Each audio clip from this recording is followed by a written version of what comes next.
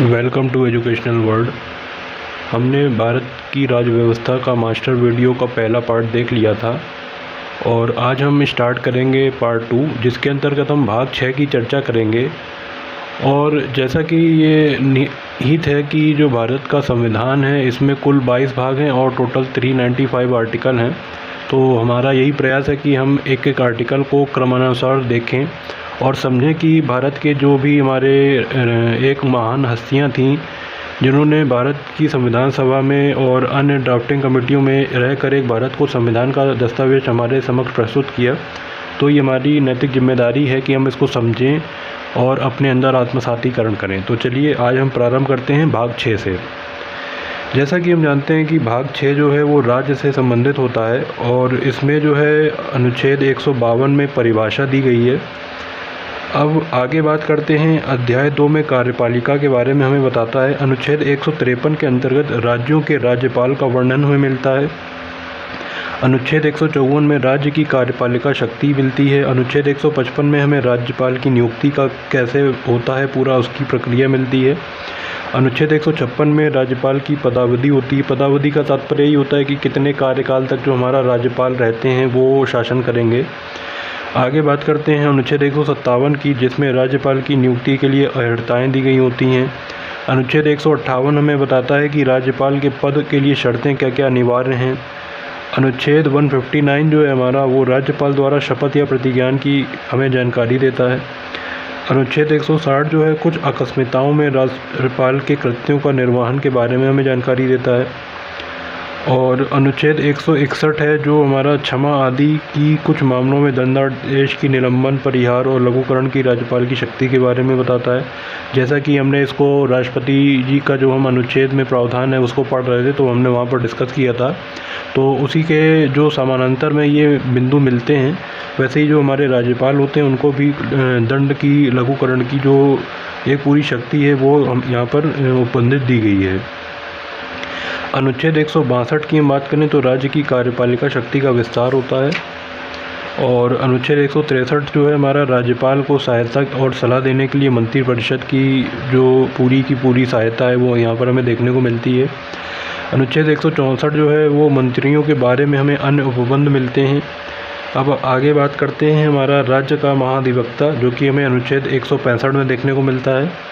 उसके बाद इसी के अंतर्गत हमारा जो सरकारी कार्य का संचालन है, अनुच्छेद 166 में हमें राज्य की सरकारों के कार्य संचालन के बारे में देखने को मिलता है।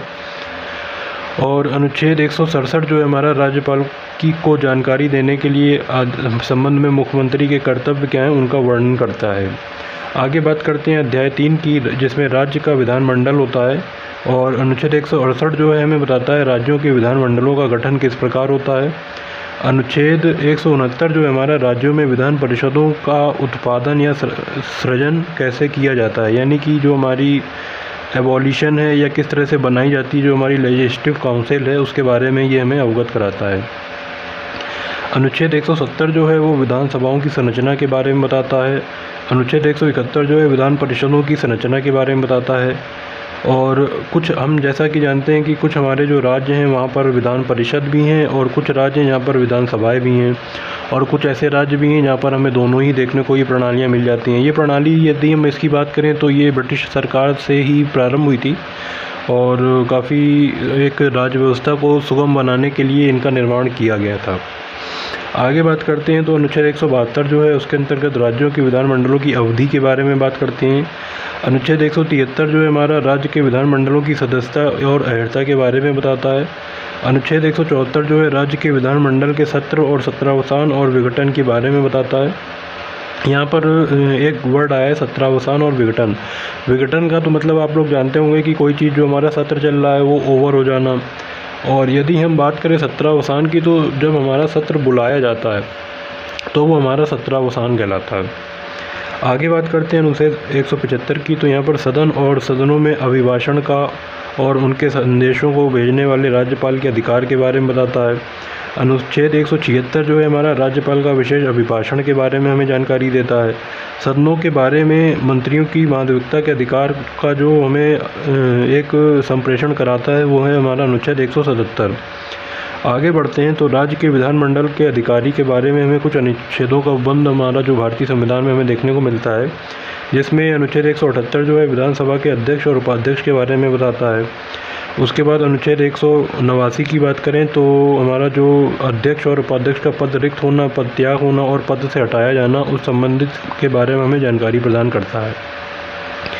अनुच्छेद 180 यदि हम देखें तो अध्यक्ष के पद के कर्तव्यों का पालन करने का, अध्यक्ष के रूप में कार्य करने और उपाध्यक्ष के अन्य व्यक्तियों की शक्ति के बारे में हमें बताता है।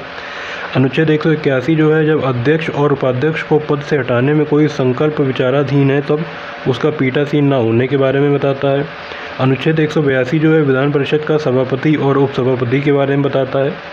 और अनुच्छेद 183 जो है हमारा सभापति और उपसभापति का पद रिक्त होना, पद त्याग होना और पद से हटाए जाने के बारे में बताता है।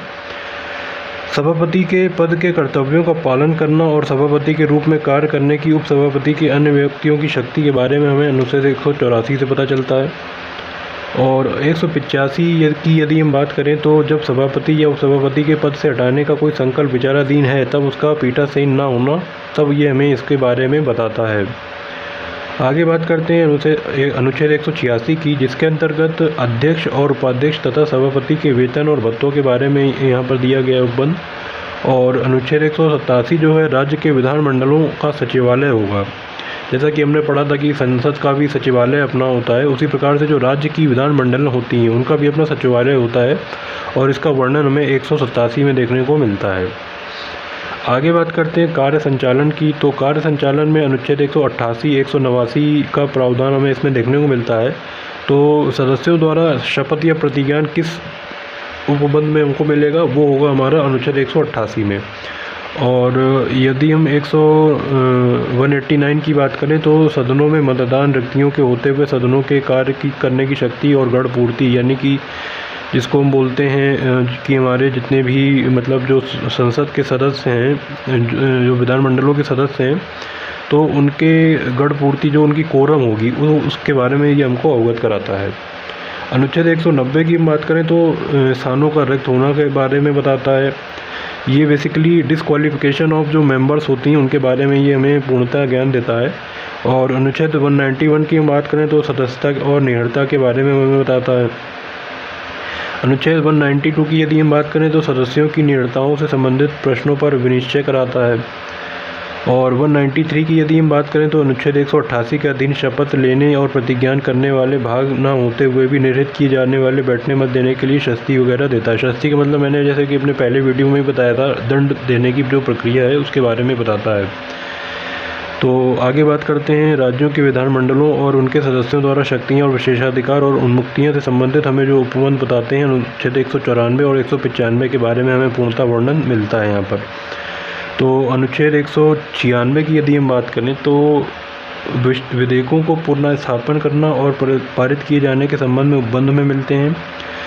और जो 197 है हमारा धन विधेयकों में भिन्न विधेयकों के बारे में विधान परिषद की शक्तियों के बारे में, निर्बंधन के बारे में बताता है।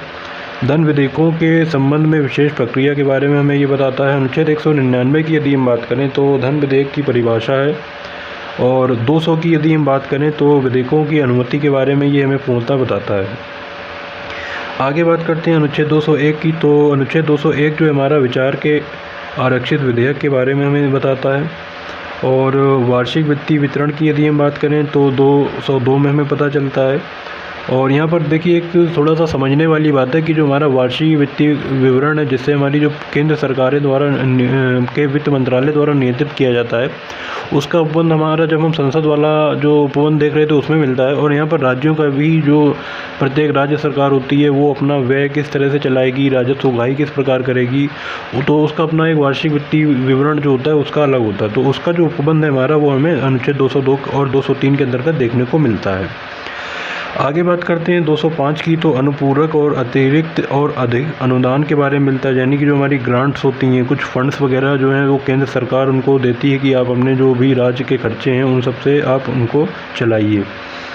और आगे बात करते हैं अनुच्छेद 206 की, तो लेखानुदान, प्रत्यानुदान और अपवादा अनुदान के बारे में हमें देखने को मिलता है। अनुच्छेद 207 की हम बात करें तो वित्त विधेयकों के बारे में विशेष उपबंध हमें देखने को मिलते हैं। अनुच्छेद 208 जो है वो हमें साधारणतया प्रक्रिया से संबंधित अवगत कराता है। अनुच्छेद 209 में राज्य के विधानमंडल में वित्तीय कार्य संबंधी प्रक्रिया द्वारा विनिमय कर के बारे में हमें ये बताता है। अनुच्छेद 210 को देखें तो विधानमंडलों के प्रयोग में की जाने वाली भाषा की कौन सी होगी। अनुच्छेद 211 की बात करें तो विधानमंडल में चर्चा पर निर्बंधन के बारे में बताता है। अनुच्छेद 212 जो है न्यायालयों द्वारा विधानमंडलों के कार्रवाइयों की जांच न किया जाना के बारे में हमें बताता है। अध्याय 4 की ओर बढ़ते हैं तो इसमें राज्यपाल की जो विधायी शक्ति होती है उसके बारे में हमें यहाँ पर देखने को मिलता है। तो अनुच्छेद 213 जो है इसके हिसाब से विधानमंडल के विश्रांति काल के अध्यादेश को प्रख्यापित करने की राज्यपाल की शक्ति के बारे में हमें बताता है। यानी कि जो हमारा ऑर्डिनेंस होते हैं उनके आधार पर गवर्नर के क्या राइट्स हैं उनके बारे में ये पूरा हमें जो है पूरा सूचित करता है। अब बात करते हैं अध्याय 5 की, जिसमें राज्यों के और उच्च न्यायालयों के बारे में हमें वर्णन देखने को मिलता है। और इसके अंतर्गत हमारा जो अनुच्छेद 214 है उसमें राज्यों के लिए उच्च न्यायालय की व्यवस्था दी गई होती है। 215 जो है उच्च न्यायालयों में अभिलेख न्यायालय होना उसके बारे में हमें बताता है। और अनुच्छेद 216 जो है उच्च न्यायालयों का गठन किस प्रकार किया जाता है। और जैसा कि हम जानते हैं कि यदि हम उत्तर प्रदेश की बात करें तो जो हमारा उच्च न्यायालय है वो इलाहाबाद यानी कि प्रयागराज में है और उसकी एक बेंच जो है वो लखनऊ में अवस्थित है। आगे देखते हैं अनुच्छेद 217 में यदि हम देखें तो उच्च न्यायालय के न्यायाधीश की नियुक्ति और उसके पद की संबंधित शर्तों के बारे में हमें ये बताता है। अनुच्छेद 218 जो है उच्चतम न्यायालय से संबंधित कुछ उपबंधों में उच्च न्यायालय को लागू होने के बारे में हमें बताता है। अनुच्छेद 219 की बात करें तो उच्च न्यायालयों में न्यायाधीश द्वारा शपथ और प्रतिज्ञान की बात होती है। यहाँ पर एक क्वेश्चन ज़्यादातर मुख्यतः राज्य विशेष परीक्षाओं में भी पूछा जाता है कि जो हमारा मुख्य न्यायाधीश होते हैं उनको शपथ कौन दिलवाता है। तो आप लोगों का ये काम है कि आप लोग इसका आंसर मुझे कमेंट बॉक्स में लिखकर बताएंगे। आगे बात करते हैं तो अनुच्छेद 200 जो हमारा 18 है उसमें उच्चतम न्यायालय के कुछ संबंधित न्यायालयों के बारे में होता है और ये तो हमने देख ही लिया था। फिर आगे बात करते हैं अनुच्छेद 220 की, तो स्थायी न्यायाधीशों को रहने के पश्चात विधि व्यवसाय पर निर्बंधन के बारे में ये बताता है। अनुच्छेद 221 की यदि हम बात करें तो न्यायाधीशों के वेतन आदि के बारे में बताता है। और 222 की यदि हम बात करें यानी कि 222 की, तो किसी न्यायाधीश का एक उच्च न्यायालय से दूसरे न्यायालय को अंतरण के बारे में बताता है। जैसे कि हमने अपने पहले वीडियो में चर्चा करी थी कि यदि कोई व्यक्ति कोई दूर दराज क्षेत्र का है तो और अपना मामला किसी और न्यायालय में चला रहा है तो वह न्यायालय से ये गुहार लगा सकता है कि जो उसका मामला है उसके निकटवर्ती जो न्यायालय है वहाँ पर हस्तांतरित किया जा सके। आगे बात करते हैं अनुच्छेद 223 की, तो कार्यकारी मुख्य न्यायमूर्ति की नियुक्ति के बारे में बताता है। अनुच्छेद 224 जो है हमारा अपर और कार्यकारी न्यायाधीशों की नियुक्ति के बारे में बताता है। अनुच्छेद 224 का जो है हमारा उच्च न्यायालय की बैठकों और सेवानिवृत्त न्यायाधीशों के बारे में उनकी नियुक्ति के बारे में प्रावधानित करता है। अनुच्छेद 225 जो है वो विद्यमान उच्च न्यायालयों की अधिकारिता के बारे में बताता है कि कौन सा न्यायालय है। अधिकारिता का तात्पर्य यहाँ पर यही होगा कि जैसे मान लीजिए कुछ न्यायालय होते हैं, किसी को 5 वर्ष देने की सज़ा की है या फिर किसी कोई जो है हमारा 10,000 तक जुर्माना लगा सकता है, या कोई न्यायालय है जो मान लीजिए 2 साल तक की सज़ा दे सकता है और केवल 3,000 रुपये तक का जुर्माना लगा सकता है। तो यहाँ समझने का मतलब यही है कि जो हमारा न्यायालय है उसकी एक अधिकारिता होती है, वो अपनी अधिकारिता क्षेत्र के बाहर जाकर कोई भी फैसला नहीं सुना सकता है। आगे बात करते हैं अनुच्छेद 226 की, तो कुछ रिट निकालने और उच्च न्यायालय की शक्ति के बारे में बताता है। अनुच्छेद 226 का है जो अभी फ़िलहाल तो वो निरसित हो गया है। आगे देखते हैं अनुच्छेद 227 में सभी न्यायालयों के अधीक्षण की उच्च न्यायालय की शक्ति के बारे में बताता है। अनुच्छेद 228 जो है कुछ मामले का उच्च न्यायालय को अंतरण करना उसके बारे में बताता है। 228 का जो है निरसित कर दिया गया है। अनुच्छेद 229 जो है उच्च न्यायालय के अधिकारियों और सेवक तथा उनके व्ययों के बारे में बताता है। अनुच्छेद 230 जो है हमारा वो उच्च न्यायालय की अधिकारिता का राज्य क्षेत्रों में विस्तार और 2 से अधिक राज्यों में एक ही न्यायालय की स्थापना करने के लिए बताता है। 232 जो है हमारा निरसित कर दिया गया है। और 233 जो है जिला न्यायाधीशों की नियुक्ति के संबंध में कुछ प्रावधानित देता है हमें। 233 का की यदि बात करें तो कुछ जिला न्यायाधीशों की नियुक्तियों और उनके द्वारा किए गए निर्णयों का आदि का विधिमान्यीकरण जो है वो करता है। अनुच्छेद 234 जो है हमारा न्यायिक सेवा में जिला न्यायाधीशों की भिन्न भिन्न व्यक्तियों की भर्ती के बारे में बताता है। अनुच्छेद 235 जो है अधीनस्थ न्यायालयों पर नियंत्रण करने के लिए बताता है। और जो हमारा अनुच्छेद 236 है ये हमारा इंटरप्रिटेशन यानी कि निर्वचन उसके बारे में हमें बंद कर देता है। और अनुच्छेद 237 की यदि हम बात करें तो कुछ वर्गों और मजिस्ट्रेटों को इस अध्याय से उपबंध लागू होने के बारे में ये हमें बताता है। अब हम आ गए हैं भाग 7 पर। भाग 7 में हम देखते हैं पहली अनुसूची के भाग खा के राज्य हैं, इसके अंतर्गत जो 238 अनुच्छेद है वो निश्चित कर दिया गया है। भाग 8 में बढ़ते हैं तो यहाँ पर संघ राज्य क्षेत्र की जानकारी मिलती है, और जो हमारा अनुच्छेद 239 है ये संघ राज्य क्षेत्र का प्रशासन के बारे में बताता है। वहाँ की जो हमारी एडमिनिस्ट्रेशन है यूनियन टेरिटरीज़ का वो किस तरह से चलाया जाएगा, ये सारी चीज़ें हमें यहाँ पर देखने को मिलती हैं। अनुच्छेद 239 का जो है वो कुछ संघ राज्य क्षेत्रों के लिए स्थानीय विधानमंडलों के मंत्री परिषदों का या दोनों का सृजन करती हैं। 239 का जो है ये बहुत ज़्यादा महत्वपूर्ण भी है, जिसमें दिल्ली के संबंध में विशेष उपबंध दिए गए हैं, क्योंकि जैसा हम जानते हैं कि जो हमारा दिल्ली है उसको विशेष राज्य का दर्जा प्राप्त है, तो इसके सारे संबंधित उपबंध जो हमें यहाँ पर देखने को मिल जाते हैं। अनुच्छेद 239 का खा की बात करें तो संवैधानिक तंत्र के विफल हो जाने की दशा में उपबंध दिए गए हैं। 239 खा जो है हमारा विधानमंडल के विश्रांति काल के अध्यादेश को प्रख्यापित करने में प्रशासक की शक्ति देता है। और अभी जैसे हालिया समय में हम देखा था हमने कि जो दिल्ली के हमारे प्रशासक थे उनकी पावर्स में कुछ बढ़ोतरी कर दी गई थी, जिसको लेकर काफ़ी हंगामा भी हुआ। तो ये जो है हमारा संवैधानिक प्रावधान भी है जो आप इसमें पढ़ सकते हैं पूरा। आगे देखते हैं अनुच्छेद 239 खा की बात करें तो इसमें जो है हमारा ये तो हमने देख लिया। 240 में हम देखते हैं तो कुछ संघ राज्य क्षेत्रों के विनियमन बनाने में राष्ट्रपति की शक्ति के बारे में बताता है। अनुच्छेद 241 जो है संघ राज्य क्षेत्रों के लिए उच्च न्यायालय द्वारा शक्ति के लिए बताता है हमें। आगे बात करते हैं 242 की जो है फिलहाल निश्चित कर दिया गया है। अब हम बढ़ते हैं भाग 9 में। भाग 9 में हमें पंचायती व्यवस्था देखने को मिलती है। पंचायती क्या है? सबसे छोटी इकाई है हमारे प्रशासन की, और गाँव के विकास के लिए पंचायत का होना अनिवार्य है। तो अनुच्छेद 243 में सारी परिभाषाएं दी गई हैं। 243 का ग्राम सभा के बारे में बताता है हमें, और अनुच्छेद 243 खा जो है पंचायतों का गठन किस प्रकार होता है। 243 गाँव में पंचायतों की संरचना उसके बारे में बताया गया है। 243 घा में स्थानों का आरक्षण है। पंचायतों की अवधि से संबंधित कुछ हमें तथ्य 243 अंगा में देखने को मिलते हैं। 243 चा की यदि हम बात करें तो जो पंचायतों के लिए सदस्यताएँ होती हैं, जैसे कि अभी हम जाने तो उत्तर प्रदेश में जो हमारा पंचायती चुनाव चल भी रहा है, तो इसके लिए क्या निरर्ताएँ हैं वो सब हमें देखने को 243 चा में मिलता है। 243 छा की यदि हम बात करें तो पंचायतों की शक्ति, प्राधिकार और उत्तरदायित्व के बारे में हमें ये बताता है।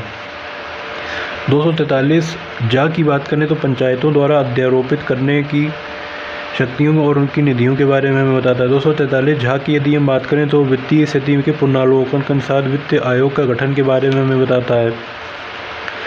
243 इयां की बात करें तो पंचायतों के लेखाओं की संपरीक्षा के बारे में, यानी कि जो हमारे उनके अकाउंटेबिलिटी होती है, उनका जो पूरा एक ऑडिट होता है उसके बारे में हमें ये बताता है। 243 टा की बात करें तो पंचायतों के निर्वाचन से संबंधित जानकारी हमें देता है। 243 ठा में यदि हम देखें तो संघ राज्य क्षेत्रों को लागू होने के बारे में बताता है। 243 यदि हम अंगा की बात करते हैं तो इस क्षेत्र भाग में कतिपय क्षेत्रों का लागू न होने के बारे में बताता है। 243 ढा की बात करें तो विद्यमान विधियों में पंचायतों का बने रहने के बारे में ये बताता है। 243 अड़ा की बात करें तो निर्वाचन संबंधी मामलों में न्यायालयों के हस्तक्षेप का वर्जन है, उससे हमें इसकी जानकारी मिलती है। अब हम बात करते हैं भाग 9 की। तो जो हमारा भाग 9 है वो दो पार्ट में बटा हुआ है, भाग 9 का और भाग 9 खा। तो अब देखते हैं भाग 9 का में नगर पालिकाओं से संबंधित कुछ हमें उपबंध देखने को मिलते हैं, जिसमें हमारा 243 ता में परिभाषाएं दी गई हैं, और जो हमारा 243 था है इसमें नगर पालिकाओं का गठन के बारे में हमें बताया गया है। भाग 243 में यदि हम देखें तो 243 दा में नगर पालिकाओं की संरचना के बारे में हमें जानकारी मिलती है। अनुच्छेद 243 धा में हमें जो है वार्ड समितियों आदि का गठन और संरचना के बारे में जानकारी मिलती है। 243 ना में स्थानों का आरक्षण के बारे में हमें जानकारी मिलती है। 243 पा में नगर पालिकाओं की अवधि आदि के बारे में हमें जानकारी मिलती है। 243 फा जो है सदस्यताओं के लिए नियर्ताएँ बताता है कि जो कौन कौन से व्यक्ति हैं जो अगर एक हमारा जो मानक है उसको फॉलो नहीं करेगा तो वो नगर पालिकाओं के लिए जो है निरर्हता कहलाएगी। 243 बा की यदि बात करें तो नगर पालिकाओं आदि की शक्तियों के प्राधिकार का उत्तरदायित्व में मिलता है। 243 भा जो है नगर पालिकाओं द्वारा कर अधिरोपित करने में की शक्ति और उनकी निधियों के बारे में जानकारी मिलती है। 243 जो हमारा माह है उसमें वित्तीय आयोग से संबंधित चर्चा मिलती है हमें। 243 यह जो है नगर पालिकाओं के लेखा की संपरीक्षा के बारे में हमें जानकारी देता है। 243 या का जो है हमारा वो नगर पालिकाओं के निर्वाचन के लिए देखता है। जैसे कि आप लोग जानते हो कि नगर पालिका के भी चुनाव होते रहते हैं, तो उसके सारे संबंधित जो प्रावधान हमें इसमें देखने को मिलते हैं। 243 या खा की बात करें तो संघ राज्य क्षेत्रों में को लागू होने के बारे में यहाँ पे बात करते हैं। और यहाँ पर मैं एक बात ये भी बताना चाहूँगा कि जो हमारी नगर पालिका का प्रशासन है, ये अलग अलग राज्यों में अलग अलग नामों से जाना जाता है। जैसे हम बात करें कि बॉम्बे की, तो बॉम्बे में BMC के यानी कि बॉम्बे म्युनिसिपल कॉरपोरेशन के नाम से ये प्रसिद्ध है। वैसे ही अलग अलग इनका अलग अलग नाम होता है। आगे देखें तो उसमें बात करते हैं अनुच्छेद नंबर 243 या गा की, जिसमें इस भाग के कतिपय क्षेत्रों में लागू न होने के बारे में बताता है। अनुच्छेद 243 या घा जो है हमारा जिला योजना के लिए सीमित के बारे में हमें बताता है।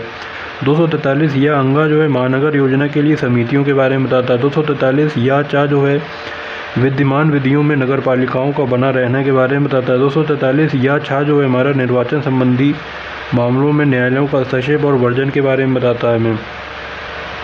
आगे बात करते हैं भाग 9 खा की, जिसमें सहकारियाँ समितियों के बारे में बताता है। मैंने डिस्कस किया था अपना पहले पार्ट में सहकारी समिति क्या होती हैं, तो उसी के आधार पर यहाँ पर 243 या झा में परिभाषाएँ दी गई हैं। 243 या झा में इनकी सहकारी समितियों को निगमन दिया गया है, यानी कि इनका इनकॉर्पोरेशन कैसे किया जाता है। 243 या अंगा में जो है हमारा बोर्ड के सदस्यों और उसके पद धारकों की संख्या की पदावधि के बारे में दिया गया। 243 या टा में जो है हमारा बोर्ड के सदस्यों का निर्वाचन के बारे में दिया गया है। और 243 या ठा जो है उसमें बोर्ड का दमन और निलंबन का अंतरिम प्रबंधन के बारे में हमें जानकारी देखने को मिलती है। और आगे बात करें तो हमारा जो 243 या अंगा है, इसमें सहकारी समितियों की जो लेखा परीक्षा का संपरीक्षण होता है उसके बारे में हमें जानकारी देखने को मिलती है। आगे बात करते हैं तो सामान्य सभा की बैठक आयोजित करना हमें 243 या अड़ा में मिलता है। और सदस्य के लिए सूचना प्राप्त करने संबंधी अधिकार, विवरणी, अपराध और शास्तियों का मतलब मैंने बताया था, जैसे दंड लगाना, बहुराज्य की सहकारी समितियों का लागू होना, संघ राज्य क्षेत्रों का लागू होना, विद्यमान विधियों का जारी रहना, ये सारी चीज़ें हमें 243 में भी देखने को मिलती हैं। अब बात करते हैं भाग 10 की, तो ये बहुत ही महत्वपूर्ण होता है। हमारे जो अनुसूचित जनजाति के राज्य क्षेत्र होते हैं वहाँ पर ये सारे प्रावधान हमें देखने को मिलते हैं। तो हमारा जो अनुच्छेद 244 है, अनुच्छेद 244 में हमें अनुसूचित क्षेत्रों और जनजातीय क्षेत्रों का प्रशासन देखने के बारे में मिलता है।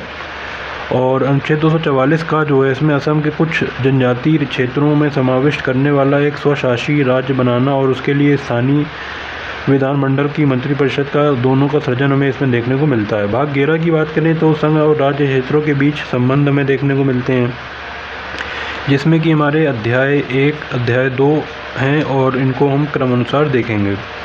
तो अध्याय 1 में जो है विधायी संबंधी के अंतर्गत विधायी शक्तियों का विवरण के बारे में दिया होता है, जिसमें कि अनुच्छेद 245 की हम बात करें तो संसद द्वारा और उसके राज्यों में विधानमंडलों द्वारा बनाई गई विधियों का विस्तार दिया होता है। अनुच्छेद 246 में संसद द्वारा और राज्यों के विधानमंडलों द्वारा बनाई गई विधियों की विषय वस्तु के बारे में हमें देखने को मिलता है। अनुच्छेद 246 का में माल और सेवा के संबंध में विशेष उपबंध देखने को मिलते हैं। अनुच्छेद 247 में जो है हमारा कुछ अतिरिक्त न्यायालयों की स्थापना और उपबंध के संबंधी शक्तियों का देखने को भी हमें इसमें मिलता है। अनुच्छेद 248 में अविशिष्ट विधायी शक्तियाँ दी गई हैं। 249 में राज्य सूची के विषय में संबंध में राष्ट्रीय हित की विधि को बनाने की संसद की शक्तियाँ दी गई हैं। अनुच्छेद 250 जो है हमारा यदि आपातकाल की उद्घोषणा में प्रवर्तन में हो तो राज्य सूची के विषय को संबंध विधि बनाने की संसद की शक्ति दी गई है। अनुच्छेद 251 में हमें संसद द्वारा अनुच्छेद 249 और 250 के अधीन दी गई विधियों को और राज्यों के विधानमंडल द्वारा बनाई गई विधियों की असंगति देखने को मिलती है। 252 की बात करें तो 2 या 2 से अधिक राज्यों और उनकी सहमति से विधि बनाने के लिए संसद की शक्ति और उस राज्य के लिए विधि द्वारा बनाए गए अंगीकार किया जाना हमारा होता है। और मैं यहाँ पर आपको एक महत्वपूर्ण बात बताना चाहूँगा कि जो हमारा भारत का संविधान था उसको 26 नवंबर 1949 को अंगीकृत किया गया था। आगे बढ़ते हैं तो अनुच्छेद जो हमारा 253 है, अंतर्राष्ट्रीय करारों, और करार का मतलब होता है कॉन्ट्रैक्ट, दो लोगों के बीच में किया गया कोई भी एक संविदा हमारी कॉन्ट्रैक्ट कहलाती है। तो अंतर्राष्ट्रीय करारों को प्रभावी करने के लिए जो विधान है 253 में हमें देखने को मिलता है। 254 में हमारा जो है संसद द्वारा बनाई गई विधियों और राज्यों के विधानमंडलों द्वारा बनाई गई विधियों में असंगति देखने को हमें मिलती है। 255 जो है हमारा सिफारिशों और पूर्व मंजूरी के बारे में अपेक्षाओं में केवल प्रक्रिया को विषय बनाने के बारे में हमें बताता है। अध्याय 2 की बात करें तो प्रशासनिक संबंध हैं, जिसमें कि हमारा जो अनुच्छेद 256 है उसमें राज्यों की ओर और संघ की बाध्यता हमें देखने को मिलती है। 257 में कुछ दशाओं में राज्यों के और संघ का नियंत्रण देखने को मिलता है। 257 का जो है वो निश्चित कर दिया गया है। 258 जो है कुछ दशाओं में राज्यों की शक्ति प्रदान करने और उनकी संघ की शक्ति के बारे में हमें बताता है। 258 का जो है संघ की कृत्य सौंपने की राज्यों की शक्ति होती है। 249 जो है हमारा वो निश्चित कर दिया गया है। 260 में भारत के बाहर राज्य क्षेत्रों की संघ की अधिकारिता और सार्वजनिक अभिलेखों को न्यायिक कार्यवाहियाँ देखने को मिलती हैं। कुछ जल संबंधी विवाद हैं, जैसा कि हम लोग जानते हैं कि भारत पाक के बीच में एक काफ़ी जल का मुद्दा जो है वो गहमा गहमी में रहता है। तो अनुच्छेद 262 में जो है अंतर्राज्यिक नदियों को दोनों को जल संबंधी विवादों को निर्णय इसमें देखने को मिलता है। राज्यों के बीच समन्वय की हम बात करें तो 263 जो है हमारा अंतर्राष्ट्रीय परिषद के संबंध में इसमें उपबंध दिए गए हैं। तो आज फ़िलहाल हम इस वीडियो में इतना ही रखते हैं और आपसे आशा यही करूँगा कि आप इसको 2 से 3 बार तक सुनिएगा तो आपके इसमें कंठस्थ हो जाएगा, और यदि संभव हो तो साथ ही साथ इसके नोट्स भी बनाते चलिएगा तो आपको रिवीजन करने में आसानी होगी। तो चलिए बने रहिएगा हमारे चैनल के साथ। बहुत बहुत शुक्रिया, धन्यवाद।